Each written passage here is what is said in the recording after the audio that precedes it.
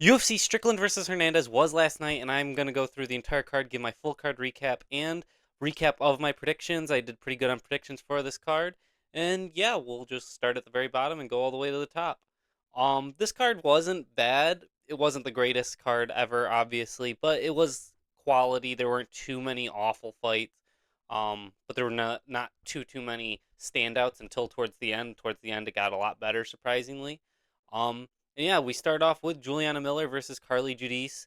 Um, Juliana Miller just did not have enough to deal with the striking of Carly Judice, and Judice was able to stuff most of the takedowns.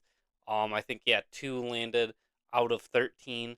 And Juliana Miller just couldn't get anything off. Carly Judice put on a good performance. 104 total strikes. Uh, Doubled up what Juliana Miller did, and yeah, just beat on her and got the decision. Very deserved, unanimous decision. Then we moved up to Jordan Levitt versus Yadir Del Val. Now, I got the last fight right, and I ended up getting this one right, even though this one was a little bit of a gamble. Jordan Levitt was just too imposing size wise on his first fight at featherweight, and Yadir Del Val just could not get enough going to clearly take most of the rounds for himself. And Jordan Levitt just put in enough, won the first two rounds, I believe it was, if I'm remembering correctly, and won the first two pretty clearly.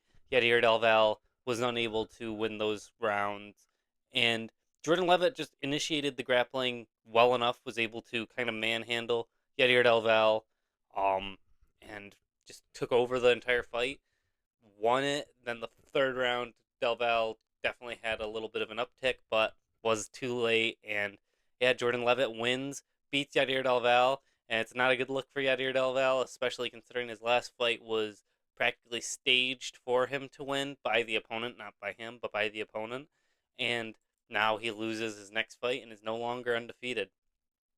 Then we move up to Phil Rowe versus Jean Paul Lebasani. I got this fight right, but it was looking pretty worrying there. The first round, Jean Paul looked amazing against Phil Rowe. Clearly won that round.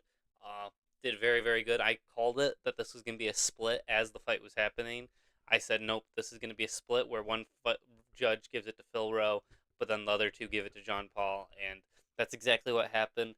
Um, John Paul did good in this fight. He definitely needs to work on his cardio a little bit more and staying a little bit more defensively sound. Phil Rowe looked good out there, did some good moments, but he takes way too long to get going into fights. And yeah, I think Jean Paul got the first two, and then the third was for Phil Rowe. But the second round could go either way. But I am glad that it did go with Jean Paul because he did look better out there in the moments and got the takedowns when he needed them. Yeah, so Phil Rowe loses, and I got Jean Paul correct in that fight. Then we get to Ramiz Brahimaj versus Punal Soriano. I got this one wrong. This was the first fight of the night that I got wrong. Um, and yeah, this one I realized when it happened when they were showing the pre-fight, like the highlights for their past fights before they walked out. I realized, oh no, I got this one wrong. Soriano just had the ability to overpower, land better strikes, and just do what he needed to do to win against Brahimaj.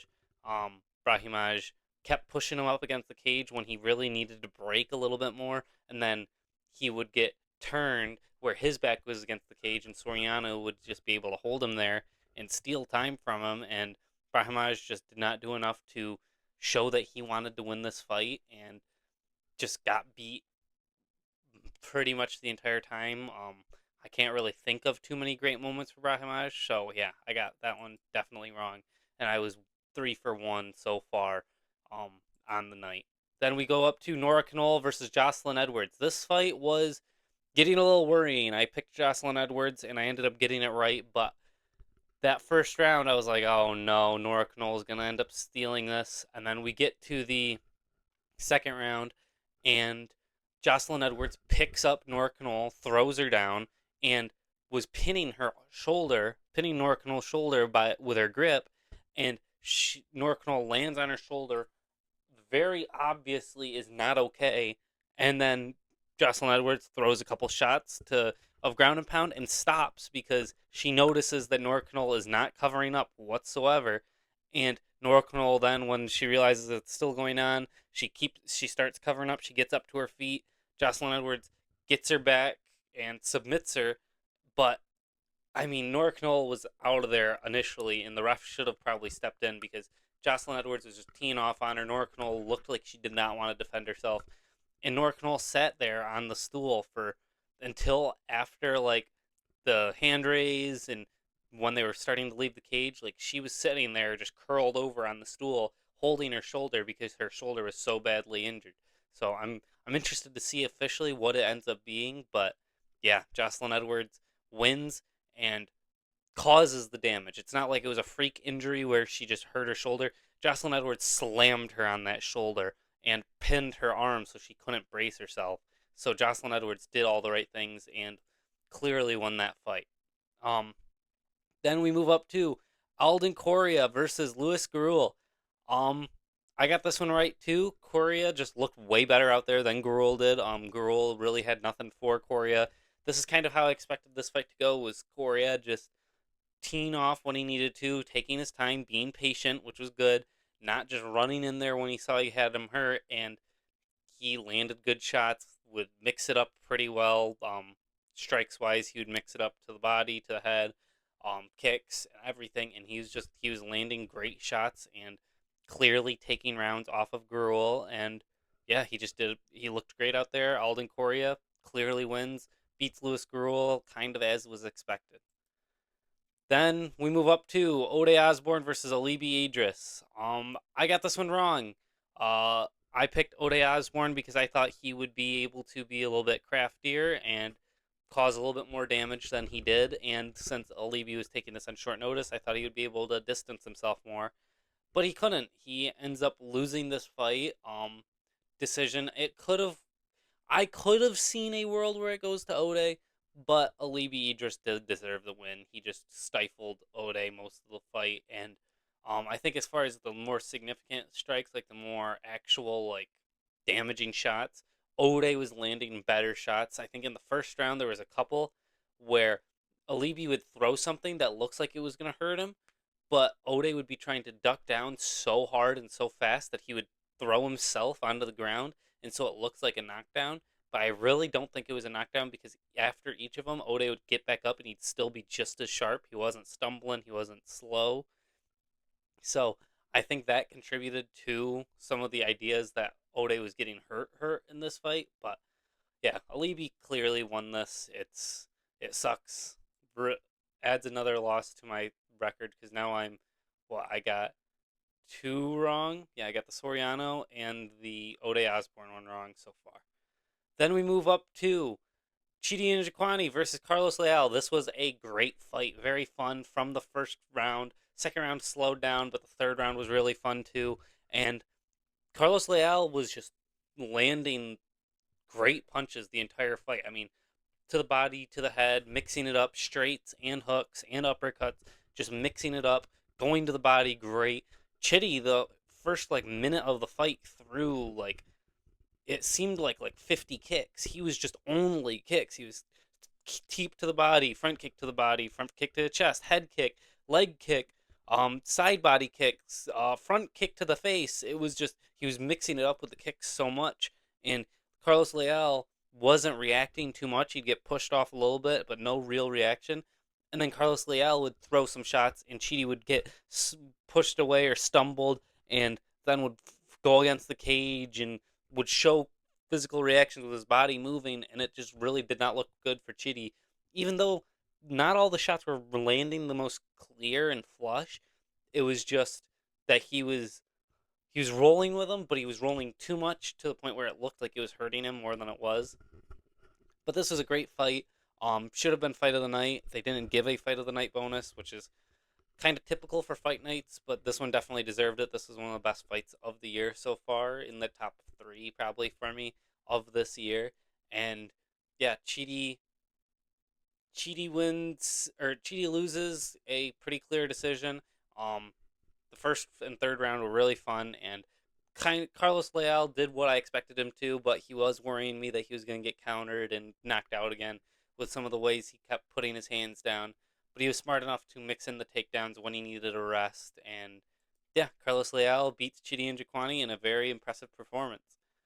Then we move up to Zach Reese versus Michelle Pereira. Now, this fight I got wrong, but honestly, this fight was awful. Truly awful. Um, this fight had moments where it was very fun and they would land good shots, but these two both gassed out immediately. Um, Michelle Pereira, for the first time in 3 or 4 fights, was actually like jumping around, not as much as he used to, but like was blitzing in, was throwing hard shots. Wasn't just a stick in the mud again, and he barely won this fight. It was a split decision. I could have seen it going to Zachary Reese because I think honestly, Michelle Pereira, he deserved to be in a lot more trouble than he was. He faked 2 groin kicks because they went to his thigh. One hit him clearly in the thigh, so clearly in the thigh that you saw it move his shorts when the foot hit the thigh, and they said it was a groin shot, and then gave Zach Reese a warning, even though there is no world where that was a groin shot. Michelle Pereira took the time. He took like a minute and a half to get a breather, and then again later on in the fight, another groin shot happened where it wasn't actually a groin shot. It hit literally directly on the UFC logo on the belt line. Like neither of those were groin shots. Michelle Pereira got another minute or so, minute 30 of rest, which he desperately needs because he gasses out so often. And so then he gets another bit of rest, goes out and is able to steal parts of the round. Then there was an eye poke in the next round that, now, yes, I put this one, I'm more willing to concede is an actual foul. But the way it touches, it doesn't, it barely looks like it even grazes the bottom part. But if it does graze the bottom part, then I get that that's an eye poke.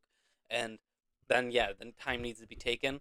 But after the first 2 groin shots, it seemed like Michelle Pereira was just trying to take all the time he could and saw that the fingers were out. And so he just amped it up more than he probably needed to because he was also holding the other eye, which, because it happened in his left, he was holding his right eye too, like his right eye was hurt, but the other side, the hand went like that, so it literally did not even touch his eye. It, like, the right side did not get touched, and so the left, if it did, yeah, then I can agree he should have taken that foul time, but the first 2 groin shots that were groin shots were not, and it just, Zach Reese had everything going against him, especially because I'm guessing he was probably getting a little bit of like anxiety from the Cedric Dumas fight where he nut kicked him and the fight had to be called a no contest. So that on top of now Michelle Pereira taking these 2 minute breaks, and yeah, so it was just a really bad performance from both of them, and I needed to kind of rant about how Michelle Pereira just kind of took advantage of the timeouts way too much when he really shouldn't have been allowed to. And yeah, Zachary Reese loses this fight, but Zachary Reese didn't look good either.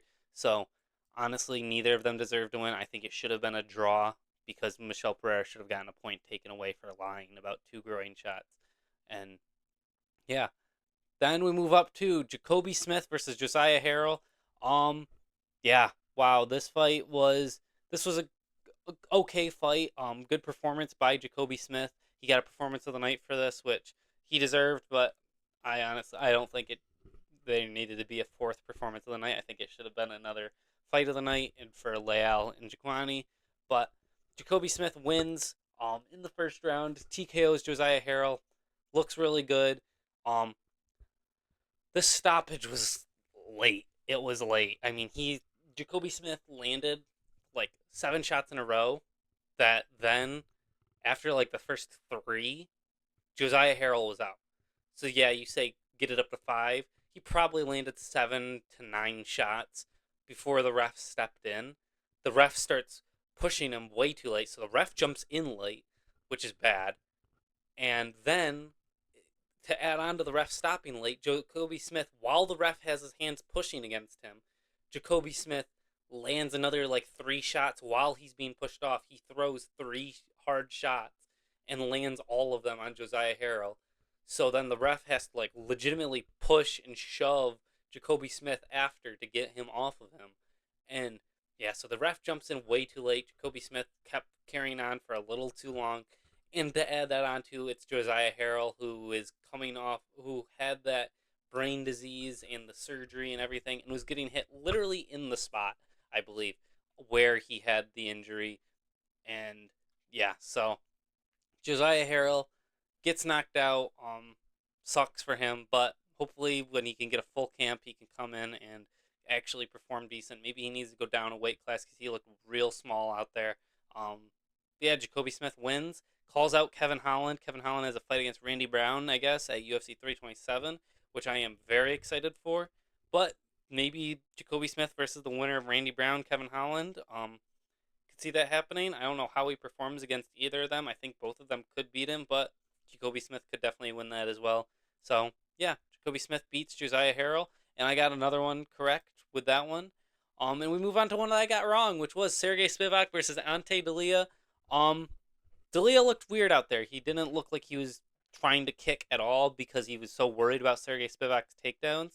But I think honestly, because Sergey Spivak is one of the better grapplers in the heavyweight division and did not really use his grappling. He shot like a takedown or two.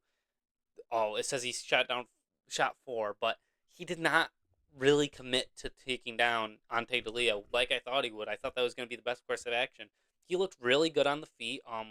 Great jab, great cross or great hook, and just kept stifling Ante Dalia most of the fight. Dalia had him really hurt in the second round and then decided to clinch for no reason. If he would not have clinched there, then he could have probably finished Sergey Spivak. But Spivak looked good out there. Was just teeing off on him with the jab and circling out.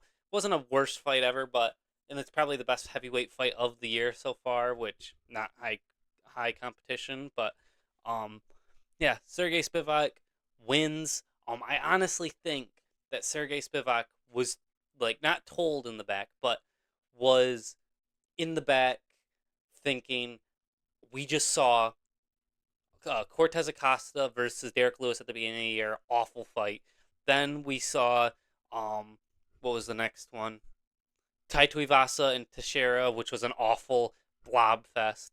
Then we saw Almeida versus Kuniev, and that was a completely awful fight, and Almeida got cut. So I think Spivak, honestly, in his mind, went, I'm going to go out there and I'm going to try and not grapple if I don't have to, and try and make it a little bit more fun. And he did that. And if that's what he meant to go out there and do, then good job to Sergey Spivak because he won a pretty entertaining fight.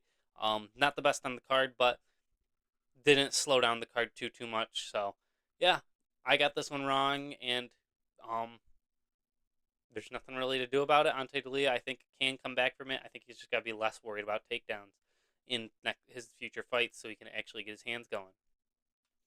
Then we move up to Dan Ige versus Melquizael Costa. Now, this fight, wow. Melquizael Costa went out there and just shut down Dan Ige pretty much for the entire fight. Dan Ige literally didn't do anything, wasn't able to do anything, and any bit of success he did have, Melquizael Costa met it with his own success or even better success. And Danny Gabe recently, like his last fight was Pitbull that he lost. And then before that, I think it was either the Sean Woodson or it was the Lerone Murphy fight, which Woodson he beat, but Murphy is gonna fight for a title contender fight next month, I think, in March, and he went the distance with Danny Gay, and Danny Gay arguably won that fight. Danny Gay just got put out in the first round by Melquizael Costa. Bad, too. I mean, I think I have a picture of it somewhere. If it'll let me look at it. Okay, maybe it won't. Okay, well, it's not going to let me look at my pictures. But yeah, Danny Gay got spinning head kick or spinning back kicked by Melquizael Costa. It was going towards the body almost, but then Ige was ducking into it, and I think Costa knew that, and Costa just shot it out there, and yeah, got him with the kick to the face, and put him out. And there was a couple of follow up shots. It might have been a little early. Oh, there we go. Whoa. Okay. Yeah, there we go. So this is Dan Ige versus Melquizael Costa. spinning knockout, and Melquizael Costa looked great out there, knocks him out with this kick, and just puts on a great performance. Danny Gay was complaining that it was a little early, but that was a perfect shot by Melquizael Costa. And yeah, 4 minutes 56 seconds into the round, and yeah, wow. Melquizael Costa calls out Diego Lopez. I kind of like that fight for him. Um, Not as I don't know if he wins it, but I think that is a good call out. And yeah, so we'll see who he fights next. I don't remember what Dan Ige was in the rankings. Maybe he was 14. So Melquizael Costa gets into the rankings. Maybe he fights the winner of or loser of Vallejo's Emmett, or maybe he fights a oh, what was his name that beat Josh Emmett by submission? Oh, I'm not gonna be able to think of his name, but the Moroccan Devil, I believe, is his nickname. But maybe that fight is what we get. And yeah, Melquizael Costa, great performance over Dan Ige, spinning back kick, and just looks great out there. Speaking of looking great out there, we move up to Jeff Neal versus Uros Medic. Um, this was insane. Um, Jeff Neal gets knocked out in the first round again. Went from in his career never having been knocked out to 2 times in a row, and this one was bad. This one was honestly the spinning back elbow was bad.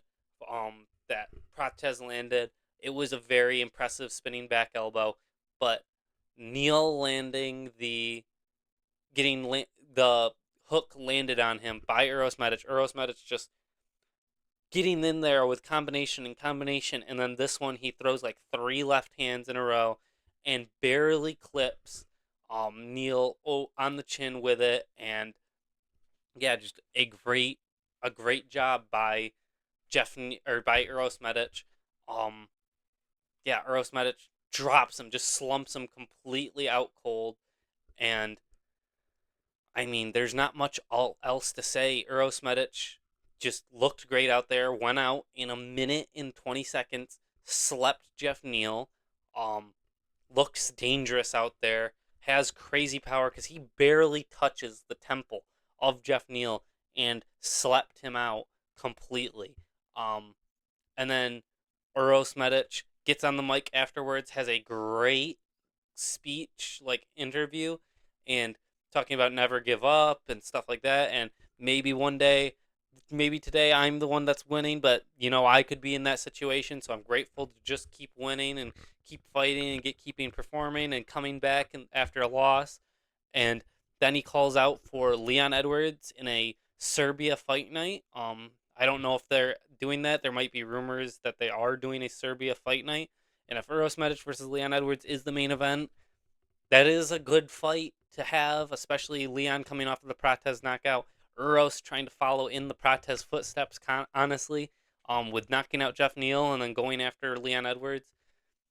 I wouldn't be surprised if Uros does it and goes out there, but yeah, great job by um, Uros Medic, and yeah, put on a great performance. So I'm back. Jeff Neal, yeah, gets knocked out by Uros Medic. Just completely slumped out. Very good performance from Uros Medic, and yeah, great co-main event performance from Uros Medic in this fight. And yeah, then we move on to the main event of the evening: Sean Strickland versus Anthony Hernandez.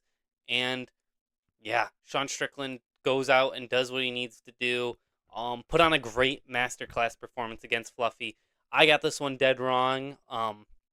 I thought that Strickland was going to perform worse against Fluffy than he did, and Fluffy just was not able to get really anything going. I thought there was going to be a lot more takedowns from Fluffy than there was, and there wasn't really many.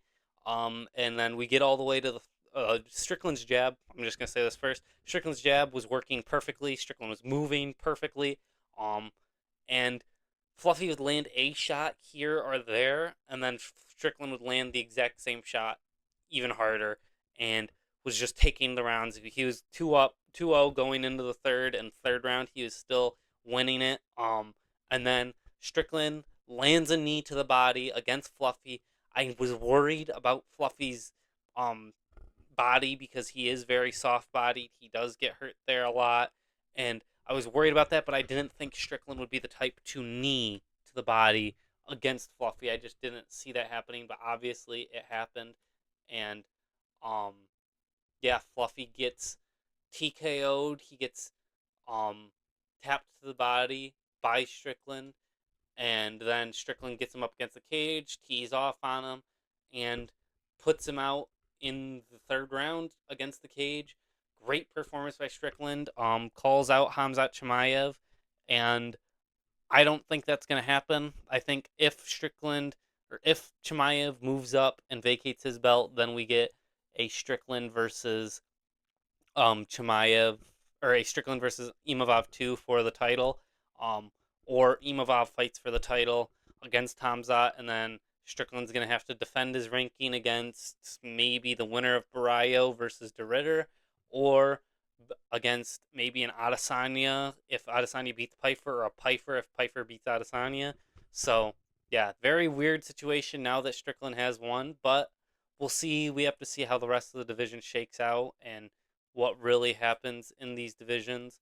Um, and yeah, Sean Strickland wins by a third round TKO and looks great out there. There's not much really else to say. This event was a good card overall. Let me get up my predictions. I went 9 for 5 on predictions on this card.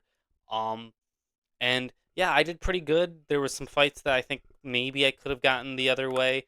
But that's iffy. Honestly, I got the main event wrong again. I don't think I've gotten a main event right this year. I got Mario Batista versus Vinicius Oliveira correct, but that's about it. And yeah, I got Strickland versus Hernandez wrong, but Strickland proved still that he's better than most of the middleweights in the world. And yeah, I think Fluffy could have, if he works on his getting his body tolerance up a little bit more, then he has a better chance. But he has a lot of work striking to do still, and yeah, he just was not on Strickland's level. So that was it for UFC Fight Night Houston, Strickland versus Hernandez. Um, Hopefully this video is able to be uploaded and I don't have to record it again. But yeah, uh, thank you for watching. Let me know what you thought of the fights, and I'm going to be doing a predictions video for the next card, the Moreno versus Kavanaugh card, later on this week. So stay tuned for that, and thank you for watching.